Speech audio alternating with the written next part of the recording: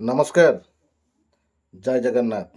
ଓଡ଼ିଶାବାସୀ, ଆଜି ମୁଁ ଆପଣମାନଙ୍କ ପାଖରେ ଗୋଟେ ଛୋଟ କଥାଟେ ଉପସ୍ଥାପନା କରିବା ପାଇଁ ଚାହୁଁଛି। ଆଜ୍ଞା, ଆମେ ଯେତେବେଳେ ଚାଉଳ ଗୋଟେ ନେଉଛେ, ଟିପ ଚିହ୍ନଟେ ଦେଉଛେ, ଆଧାର କାର୍ଡ଼ଟେ ବି ଦେଲେ କି ଆଧାର କାର୍ଡ଼ରେ କିଛି ନମ୍ବର କି ଆଉ କିଛି କାମ କଲେ ତା ବି ଟିପ ଦେଉଛେ।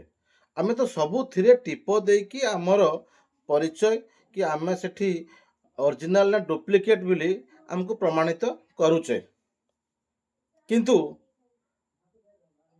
ଭାରତ ବର୍ଷରେ ଯେତେବେଳେ ଇଲେକ୍ସନ୍ ହେଉଛି, ଏଇ ତ ଆସୁଛି ଇଲେକ୍ସନ୍ ଓଡ଼ିଶାରେ ହେବ 27 ମସିହା ଫେବୃଆରୀ ମାର୍ଚ୍ଚରେ ବୋଧେ ହେବ।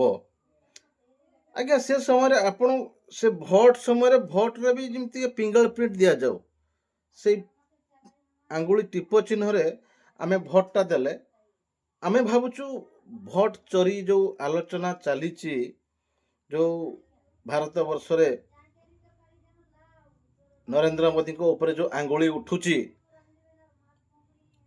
ଯେ ସେ ଭୋଟ ଚୋରି କରୁନାହାନ୍ତି, ତାହେଲେ ଆପଣ ସେଇ ଟିପ ଚିହ୍ନ ଯେଉଁ ଫିଙ୍ଗର ପ୍ରିଣ୍ଟ ସେଇଟାକୁ ଆପଣ କରାନ୍ତୁ ନା।